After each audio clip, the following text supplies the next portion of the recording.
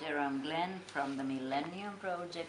Welcome to this interview on the future of work, economy, growth, and maybe a little about technology as well. Professor Pentti Malaska suggested that because we are currently facing economic and financial crisis, we need a new kind of concept for growth. And actually he proposed a so-called neo-growth, a new concept for growth, meaning that growth that is economic growth without increasing environmental stress and without decreasing welfare in society. Do you think that the concept of growth could be redefined, and do you agree with this neo-growth concept? Sure. Or can you say a few words about that? If humanity is going to survive into the future, it's absolutely necessary. The question is, how do we do this? Pentti used to also use the phrase dematerialization of the economy. For example, in the Millennium Project, we've been producing books and CD-ROMs and material products. We may shift to a collective intelligence system, so there's no printed material or CD-ROMs. It's like an ongoing thing. So that's a little dematerialization in our own work.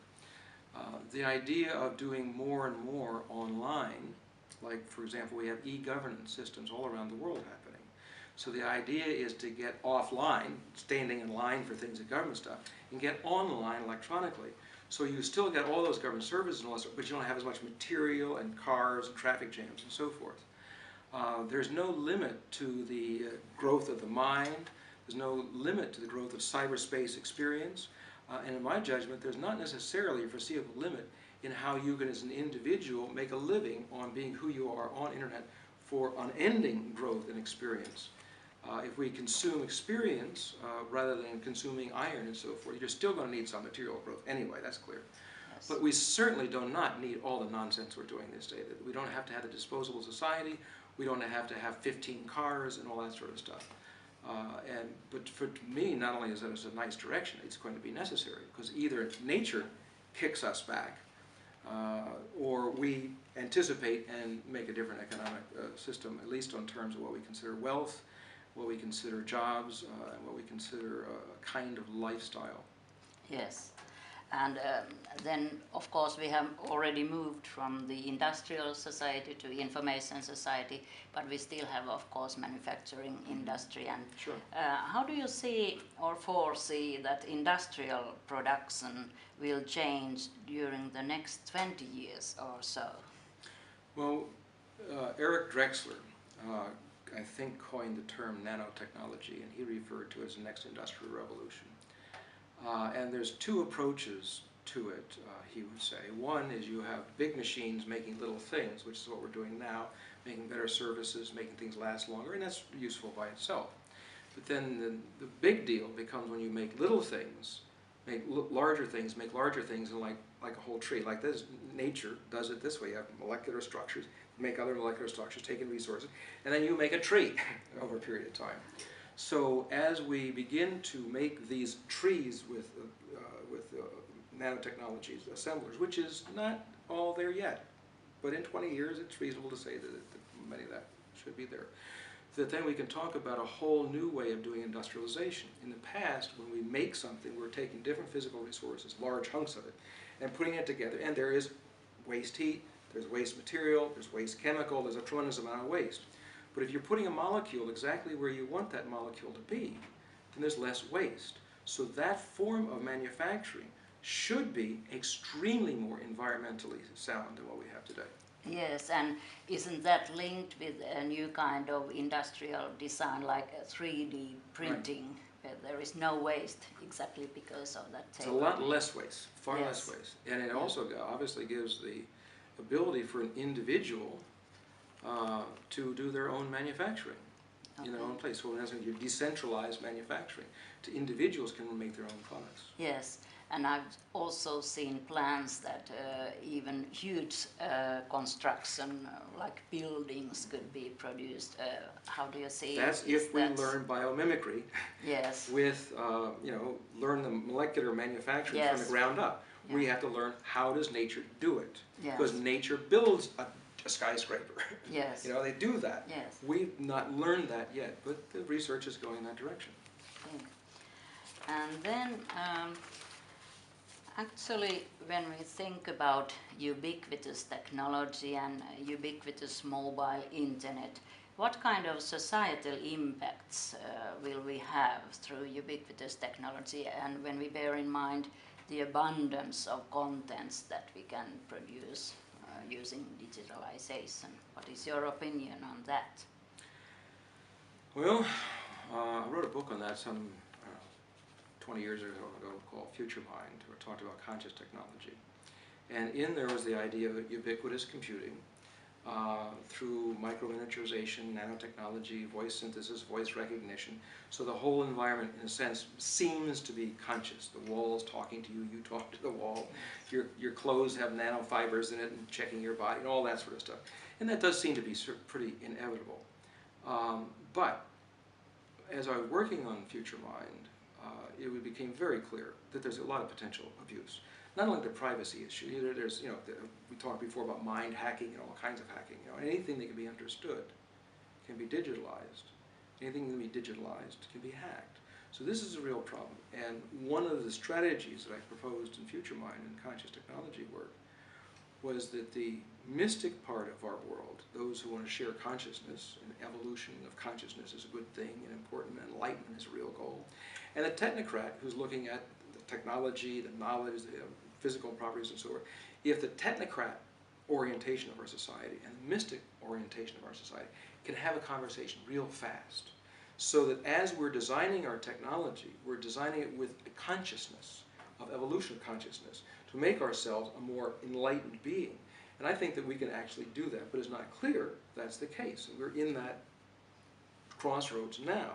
Are we just letting the technocrat orientation design everything, or are we allowing also the mystic orientation? Right now, the prejudice between the mystic-oriented and the technocratic-oriented is one of the greatest prejudices in all cultures in all times. So bridging that gap as we do ubiquitous computing, as that consciousness seems to be permeating in our physical world, we get to that mystic idea of the union of things. And so, well, this is a technological backup. But then how you design something in such a world ought to enlighten the consciousness rather than not enlighten the consciousness. Right. So how we work this out is still open, and my attitude is one part of it is that the mystic-oriented and the technocrat-oriented have a conversation. And when I say mystic, I don't mean somebody who's standing on his head only with a bunch of beads. I'm talking about a mystic I define very simply as one who shares consciousness as their main strategy, and the technocrat who shares knowledge or the tool as the main strategy. Okay? There's no reason you can't share consciousness and tools together. Get those into a yin-yang relationship, because our consciousness creates our tools affect our consciousness, so let's get that harmony together. That, I would think, is the direction in which to make such a world good versus a nightmare. Yeah, that is a great challenge, and it's a very urgent question for us to think. Mm-hmm. And how about if you think about the future of work and work life in general, how do you see that? How will we work in the future? What will motivate us to work? Because obviously the future working life will be different from the present one. Well, one of the things that I would say I've learned in, 40 years of futures research is that whatever you look at, it's going to come out more complex than you think. Because there are contradictory forces in life, there are different orientations, so reality accommodates all that diversity, which means a lot more complex. So I think part of the future of work is it'll be more complex than we're willing to believe today. Now, part of this, I think, is a driving force, especially with our aging world population, that lives longer, and therefore the social contract on retirement and health services and so forth and the falling numbers of people coming in with babies and divorce, clearly that's not a financially sustainable model. Or we just turn our back on all people, which I hope is not the case. Now, in the previous economies and jobs, physical work and commuting and all that was much the case. But an older person now, with advanced computer augmentation, visuals and voice recognition and so forth, can participate in work in cyberspace. For example, let's say I like to teach juggling. And let's say I also like Washington, D.C., where I live. And a bunch of other things. I can make a long list of all those things that I want to do anyway. And then find out where are the markets for all this. In the past, you went somewhere for a job. I work for you, you hire me, you pay me, that's the way it works. All right? And there'll still be that. I'm not saying that. Yes, but one of the areas of growth, I think, coming up that will surprise people is how much work can be done by doing who you are. So if I want to juggle, the only way I'm going to juggle is if I have an appointment at 10 o'clock on cyberspace to teach juggling. Well, that's good for me. And if they pay me, and if I got 10 students and they $10, that's $100 for what I wanted to do anyway. Yes. Yeah. And let's say I want to go to a museum in Washington, D.C., or I want to listen to a congressional hearing. Okay, I put out who wants to pay $10 for being on the live camera on this. So we haven't begun to think about how people can make a living on the internet without changing their life. They say that I want to do, what are the 100 things that you are? When you work for a job, that employer is only taking certain parts of your skills. You have more to add than that.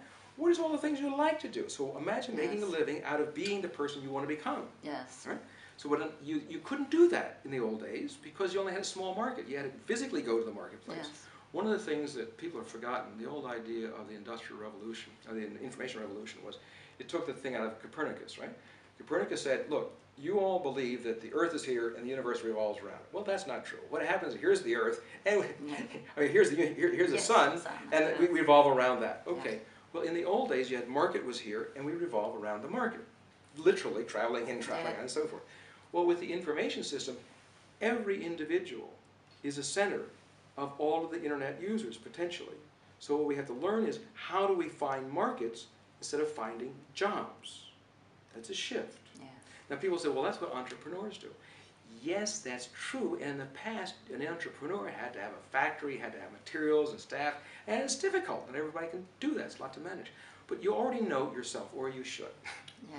And so you learn yourself, and then you can be taught different ways to find markets. One of the things I've suggested to the European Union, I think you may have been in the meeting in Belgium when we had this talk, or one of them, was I said, if I was suggesting to the European Union, I'd say, get those people who are quote-unquote retired, who have begun to make a living on the internet anyway. Have them as trainers to the people 5 years before they retire. So they begin to think about, how do I make a living on the internet? If I'm interested in this and this and this, how do I find people who are in that? Well, there's Facebook, and there's all these new systems now. So then you say, okay, if you would really like to learn how to juggle, for example, would you pay $10 to learn how to juggle? Probably a lot of people. How many? We've got, what, 7 billion people on the earth? What percent of them would like to learn how to juggle? Of that, what percent would pay you $10 on some PayPal or something like that? Well, that's a heck of a big income. And that's just one thing. Yes. And people are more than just a juggler. So we haven't begun to think about how we find markets to pay us for what we want to do anyway. And you can do that into your old age. So then you're paying taxes, you're supporting the social fabric of the world, you feel valuable, because some old people don't necessarily feel valuable anymore. No, I got grandchildren, I'm not doing anything. Well, they can do it. It's a tremendous experience. A lot of people forget that part of knowledge is learned from making mistakes. You can learn a lot in college, but you haven't made as many mistakes yet. Well, I hope you haven't made mistakes yet. All right. But somebody in the 60s and 70s will say, all right, here are things that you got to do, because if you do it this way, you have this mistake. That experience and that wisdom is deselected out of the economy now. This way it can be reselected back in. So we can make it a more collective intelligence and so forth, and people can actually make a living out of their experience, their knowledge, their interests, and so forth. And let's say I want to go, as I mentioned, to a congressional hearing. And I say, oh, it's going to cost me $10 for a taxi cab ride and $10 back, and I don't have the money. Okay, fine. You put on there, who's going to pay me $10 for this? And I get 3 people. I made a $10 profit. The classic example I've used before is the old witch doctor. I don't know if I've mentioned this one to you before. I was a Peace Corps volunteer and I worked in leprosy, tuberculosis, so I hung out with witch doctors. Yes. Now, I know that the witch doctors will have nephews and nieces who speak English. They can spend a couple of dollars going down to Lilongwe, the capital of the country in Malawi, to go to a cyber cafe. They go to the cyber cafe, guy says, I would like to make a deal with you. You can take credit cards. We can't do that. Too expensive, difficult, I don't want to do that. But I'll make you a deal. I'll give you half of whatever comes in. And you trust them, so but people don't usually cheat on witch doctors, by the way. That's another story. Yeah. There are people who are afraid of witch doctors. Anyway, so the guy says, okay. So they get a little camera, picture of the witch doctor, and say, witch doctor consultancy, 10 euros or 10 kwaches or 10 pounds or $10, whatever it is. And then they leave. And then a week later they come back, and they spent like $5 or $10 in the bus. And there's a bunch of emails coming back in that have paid their $10 to whatever account the guy's got, and then the person comes on to webcam or whatever it happens to be, or the email, and does a session, consultancy. Well, how many people in the world would be interested in a consultancy from a real live African witch doctor? Even if they're just anthropology students, or they're just curious. Probably millions of people. Now, if he charges only like $10 a unit, he's probably going to make more money than he made last year. So these are extreme examples of Washington, D.C. and Africa. We haven't begun to think this way. And I think that it also goes back to the question about Pentti Malaska. You can then start to make a living without commuting, unless you want to. You make a living on products that are not material, not using the resources and so forth.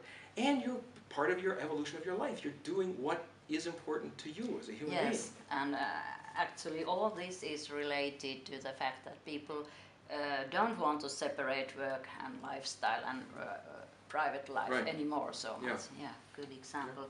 And one final question, what do you see, what is the most critical competence or skill in the future work life? A preamble. I'm always allergic to questions that say, what is the most? Yes. Like, what is the most important issue? What is the most, because then someone says, well, that's not the most, this is the worst. I mean, the future's complex. I think, but let me list some.